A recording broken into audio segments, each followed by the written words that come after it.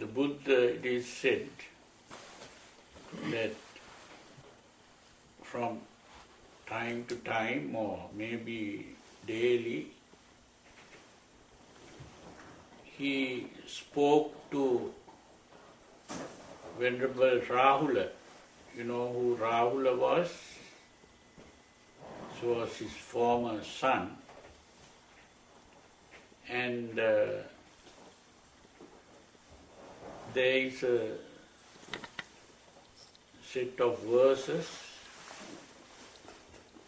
and the first verse is this, that I just, actually it is half of the first verse.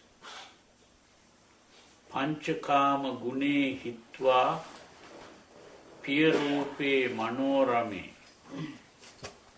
saddhaya gara nikkamma dukkha santa karo bhava. What that means is giving up the attachment to sensual pleasures. Panchakama gune hitva. Panchakama guna is the pleasing the senses. That is looking at beautiful things, hearing beautiful sounds, smelling beautiful or pleasant perfumes, and tasting pleasant food, and feeling pleasant touches. Now the Buddha says to give up all that and dukkha santa karo bhava in order to bring an end to the pains or the unpleasant experiences of existence. That existence is something unpleasant, but we normally try to hide this fact, cover this fact by focusing on the pleasures. This is why some people want to connect these microscopes into the ear and be listening all the time while they are going in the buses or the cars or the trains or planes. They want to just keep on listening to music. I don't know whether it was music or something else, but somehow people fix these things into the ears and keep on listening. This is because they are not able to look at the realities of life. The reality of life is that from the moment we are born, we are in the process of dying. We are approaching death. Every moment we are approaching death. And before death comes old age. And after old age, there comes sickness, which can never be cured until you die. So you have to take medicine till you die. That kind of sickness that comes when you are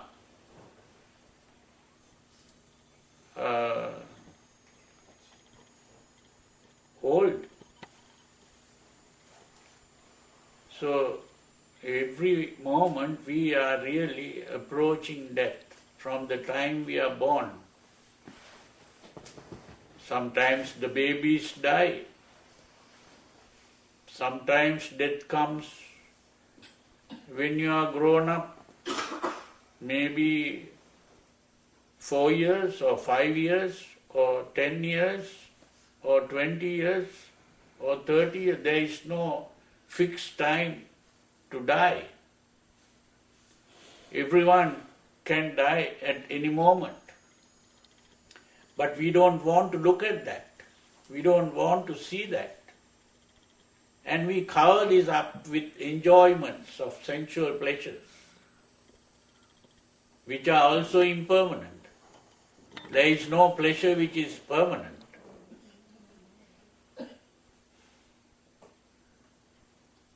So this is how life is. This is why the Buddha tells our Venerable Rahula to give up these sensual pleasures in order to gain freedom from the sufferings of existence itself. Now, last time we spoke about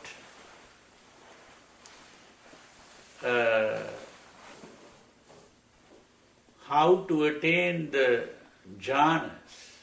Now, jhana, I said, is a state of purity of mind. When the mind is free of what are called the hindrances or nivaranas, the pancha nivarana, the 5 hindrances, the desire for sensual pleasure, the anger, and then the laziness and sleepiness, and worries and anxieties, and the vacillation or oscillation in the mind. The oscillation is like the clock that goes from one end to the other.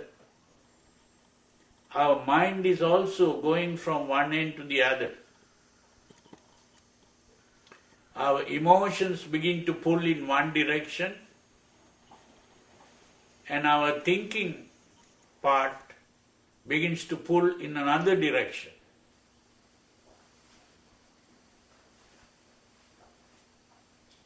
So we begin to follow the emotions.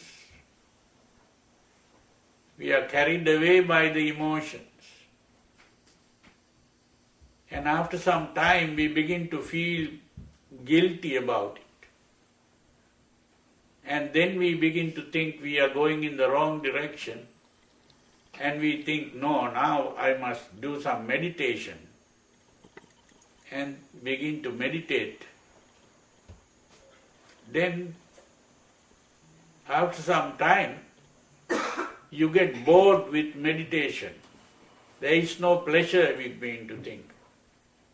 Now I can enjoy a little, and you go back to the other extreme. So our mind is all the time going from one extreme to the other. That is the vacillation or the oscillation. That is the meaning of vicikiccha. It is not doubt. It is the wavering state of the mind. The mind that is not fully in one direction.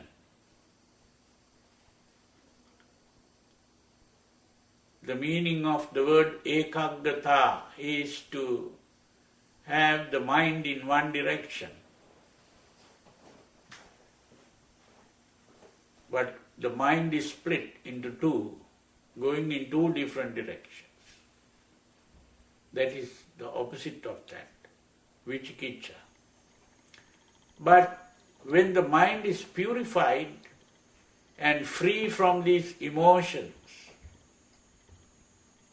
the mind remains still, and then we can act according to our reason, to act intelligently. That is the ekaggata, one-ended mind. Eka agga. Eka means one, agga means the end. So that is the purification of the mind. When the mind is purified, our thinking process is simply the formation of a concept in the form of a question and an answer. We might question, what is this? And we might answer, this is breathing in. Then we might question, what is this? And we answer, it is breathing out. So like that, these are simple thoughts or concepts, but not the emotional thoughts. So the mind is free of the emotional thoughts, and we find only the calming thoughts. And when the mind is purified and tranquil in this way, the mind feels happy. That happiness is observed. And with that happiness, the body relaxes. And when the body relaxes, we begin to feel comfortable. And when the body is comfortable, the mind becomes still. It is not going anywhere. It stays calm. That is the meaning of ekaggata. It's not divided. So when you experience those 5 things, vitakka, vichara, piti, sukha, ekaggata. Vitakka, vichara means that questioning and answering, which is the formation of a concept. Piti is that happiness. Sukha is that comfort. And ekaggata is that stillness of the mind. So when those 5 conditions are present and it remains for a time, now at the beginning it might remain only for 1 second. And as you progress, it might remain for 2 seconds. And it can go on till it becomes 1 minute. Then it might stay like that for 2 minutes, or 3 minutes, or 10 minutes, or 50 minutes, or 1 hour, or it can go for 2 hours, or 3 hours. It can even go for 12 hours, or even 24 hours. And as you progress, your mind can remain in that state as long as you wish. That is entering the first jhana.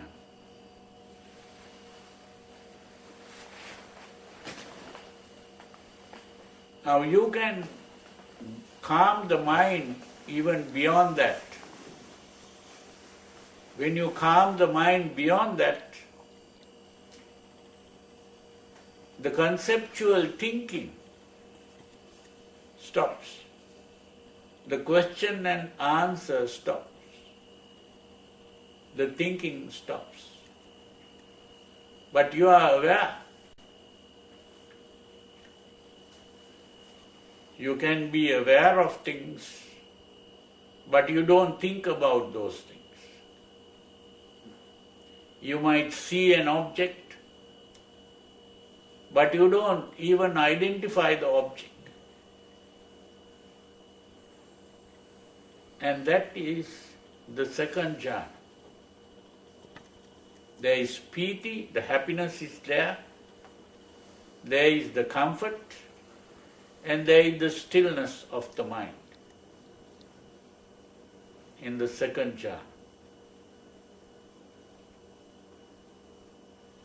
You can calm the mind further, and when the mind calms down further, the happiness also stops.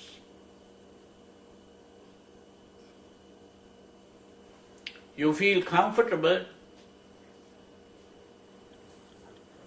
and there is the stillness of the mind.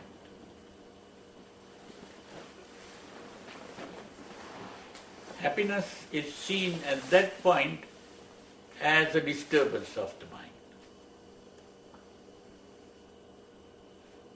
Then you are in the third jhana.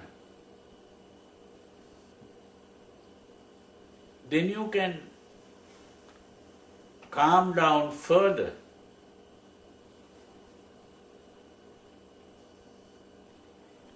When the mind calms down further, that comfort also disappears. That doesn't mean that it becomes uncomfortable. Both comfort and discomfort disappear. So it's a neutral feeling. And with that, there is stillness of the mind. And the mind is focused within. The mind is not focused on external things. The mind is fully focused within. That is the fourth jhana. Now it is possible to calm the mind even beyond that. Now when you enter the fourth jhana, all emotional excitements, even the most subtle emotional excitements stop in the fourth jhana. I told you, when we speak of the mind, there are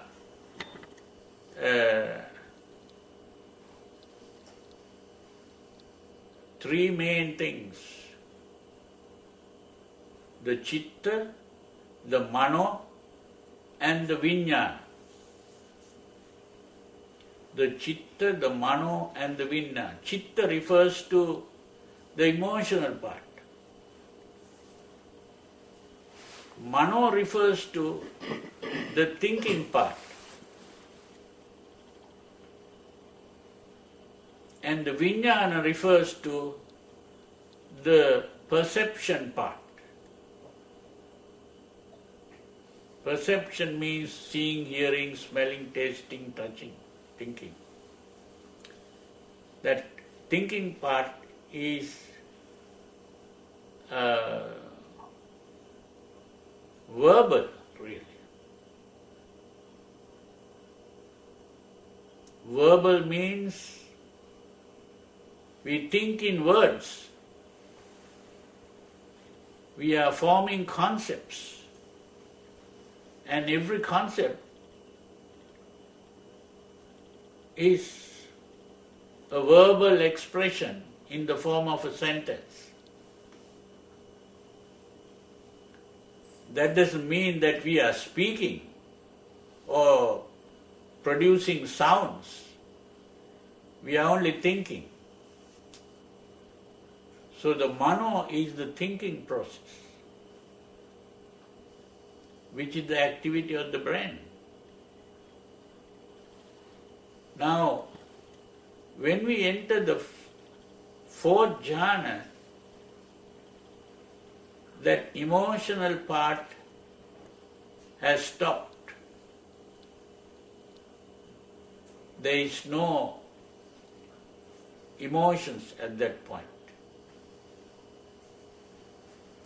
Even the most subtle emotional excitement, like being happy or even comfort itself, has disappeared. That is the perfect stillness of the mind. Now, when we calm further, what happens is the cognitive process begins to calm down. Even the perception, the process of perception calms down. And what happens is, even if we open our eyes, we don't see any object. What we see is empty space. That is called the realm of infinite space. The realm of infinite space. You have entered the realm of infinite space. Then you can calm down the mind even beyond that. And you give up even seeing empty space. And when that happens, you are simply aware that you are aware. That's all. Your awareness is focused on awareness. Your mind is focused on awareness itself. You are not aware of empty space. You are aware of awareness. Then you calm down further. You give up even focusing on awareness. And when you give up focusing on awareness, you are aware of nothing.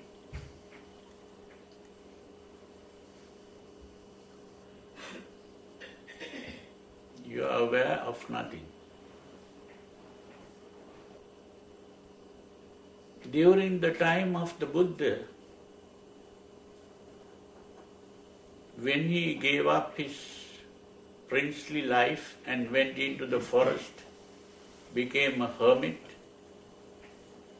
there were what are called yogis who were very advanced in meditation.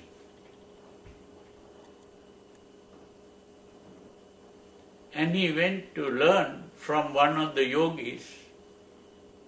He was called Alar Kalam.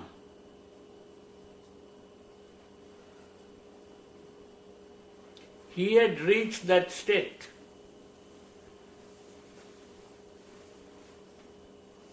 That state of calming the mind to the point where you are aware of nothing. That is called the Akinchanyayatana. The first one was empty space, which was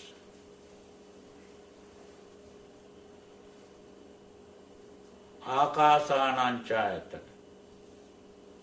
Then being aware, that was Vijnananchayatana. And now, being aware of nothing was Akinchanyayatana. And he learned from that yogi how to enter that state. But he wanted to go further. So he went to another yogi who is called Uddakarama Putta. And this Uddakarama Putta said, I have also reached only that state of coming to the nothingness. I don't know how to go beyond that.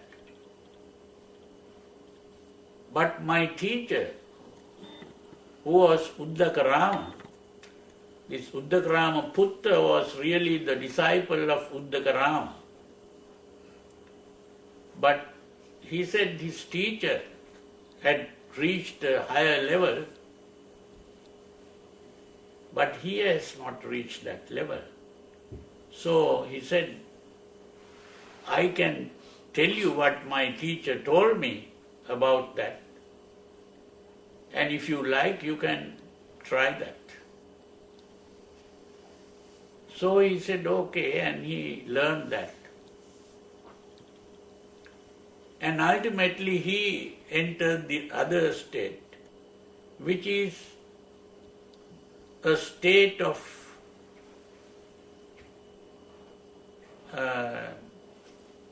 neither sensation nor no sensation.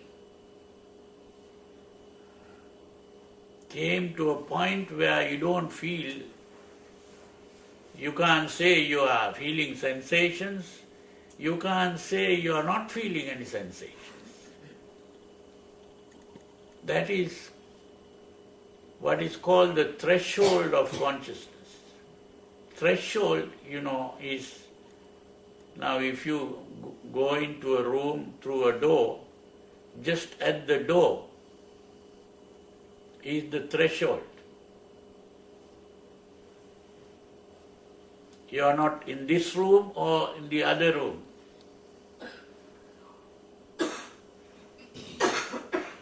That is the threshold. So this is the threshold of consciousness. It's neither sensation nor no sensation.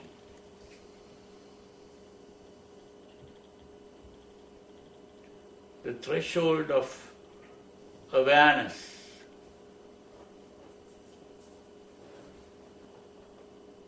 So he was able to attain to that level. But he wanted to go beyond this. So there was no one to teach him that. So this Uddakarama Putta said, you have now reached the level of my teacher, so I will treat you as my teacher, you stay here with me. He said, no, I am not interested in being your teacher. I want to go further. And he went on his own, and he saw that there was no one else to teach him to go beyond that. So what he did was, he went and joined a group of ascetics, the 5 ascetics. They were called the Panchavagya Bhikkhu, the 5 ascetics. And he started doing asceticism, giving all kinds of discomfort and pain. He even started fasting, and then he even tried to stop the breathing. But these things didn't work. Ultimately, he was so exhausted with that he fell and fainted. And then when he woke up,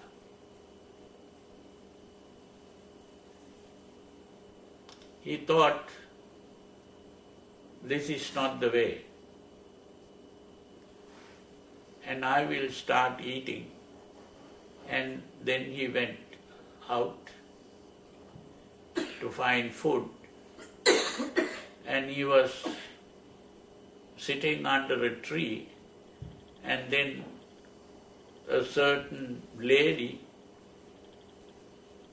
came and she was trying to offer some food to a god in the tree. That means those days there were people who prayed to gods in trees. Like today, some people pray to the gods in the Bodhi tree. So those days they prayed to these gods also. It's simply that same habit that has come today. But anyway,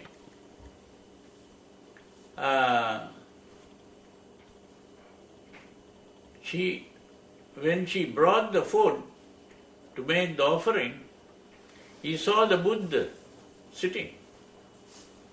And what happened was, she thought this was that god from the tree who is sitting there, and made the offering. So he accepted the offering, and then he of course went back to the forest, and he just sat and relaxed. That's all that he did. And he was able to recall that when he was a small child, he relaxed and focused on the breathing, just as you did today.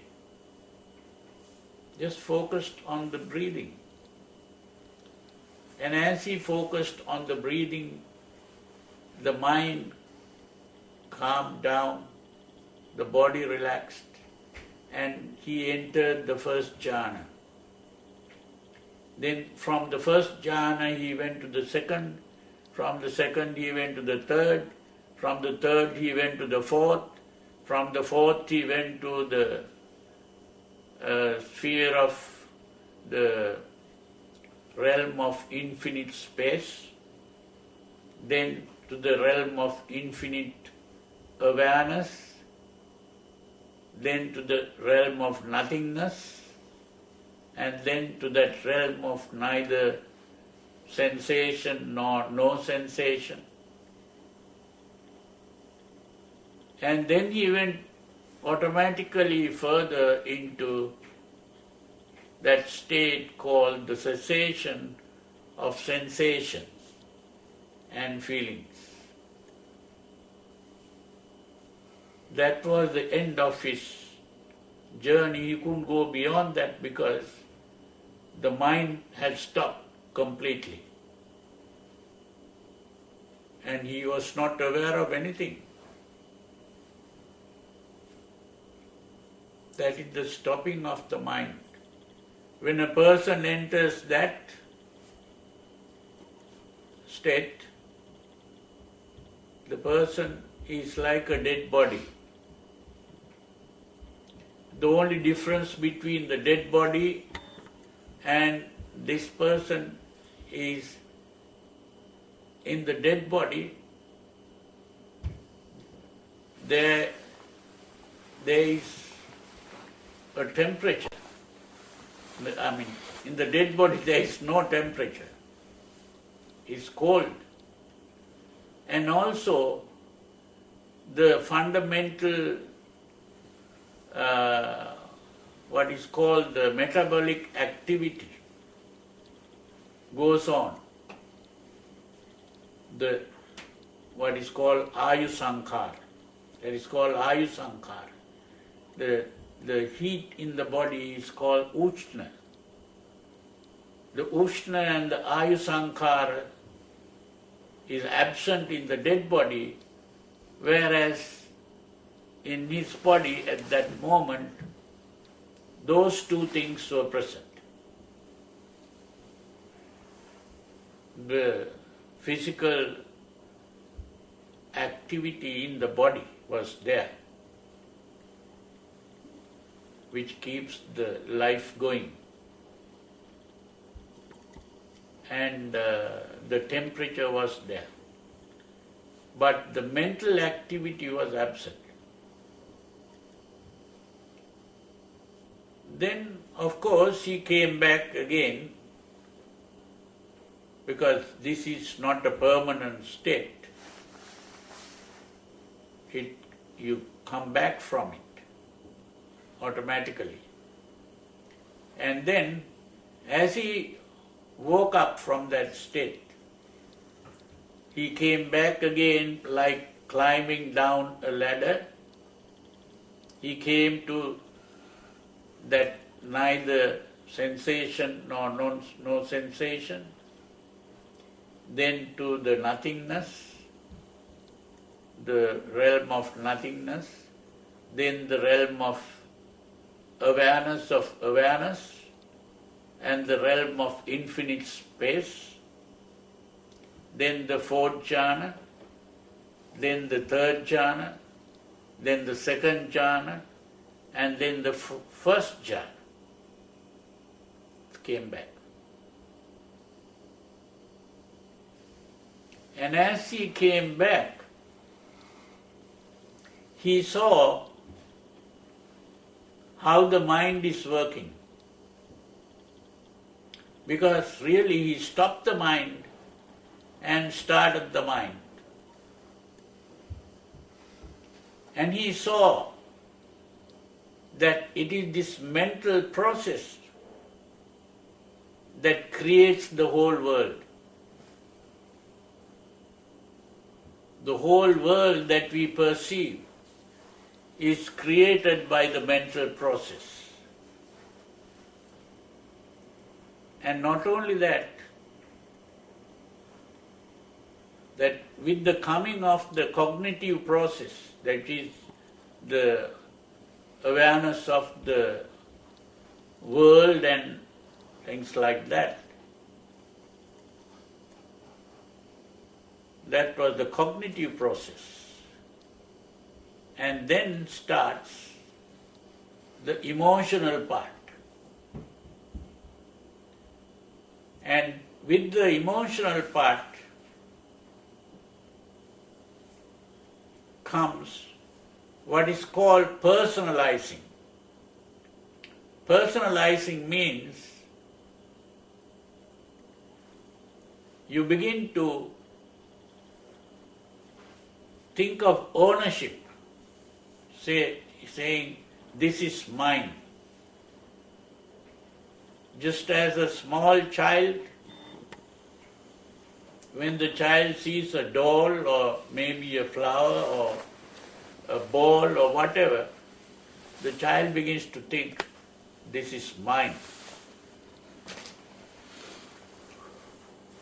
and doesn't want to give it to another person.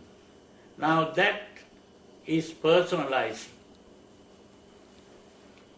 In the same way, the child begins to personalize the body. This is my leg, this is my arm, this is my body. Personalizing. And by personalizing the body, personalizing the sensation, personalizing the emotions, personalizing the thoughts, you begin to form the concept of a self that exists.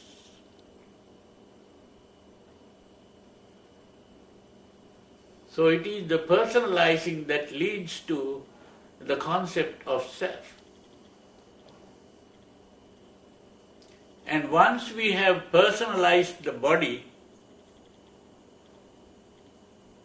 and the body has become myself, what happens?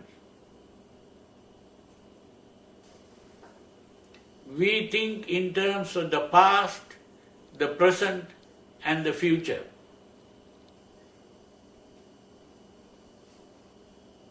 We think of the birth of the body. And the birth of the body becomes my birth.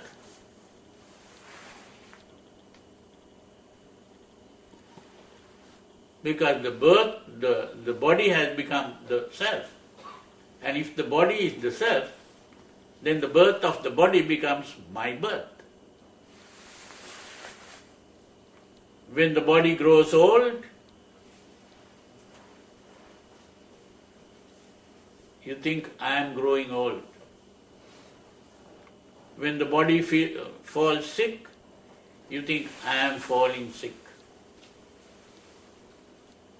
When the body dies, you think, I am dying. So the birth, the old age, the sickness, and the death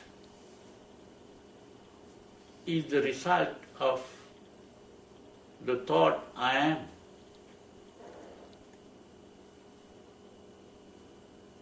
And if we begin to stop this personalizing,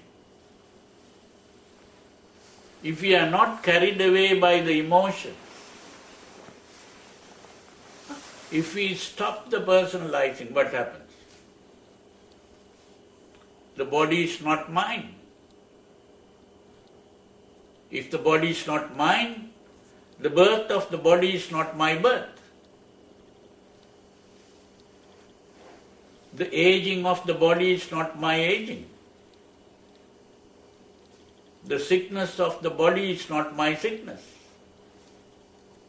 The death of the body is not my death. With the disappearance of the self, we become immortal, free of death. But this immortality is not eternal life.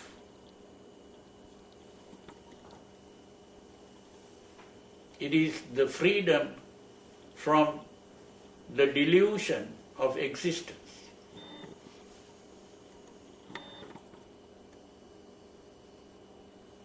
It is the cessation of existence.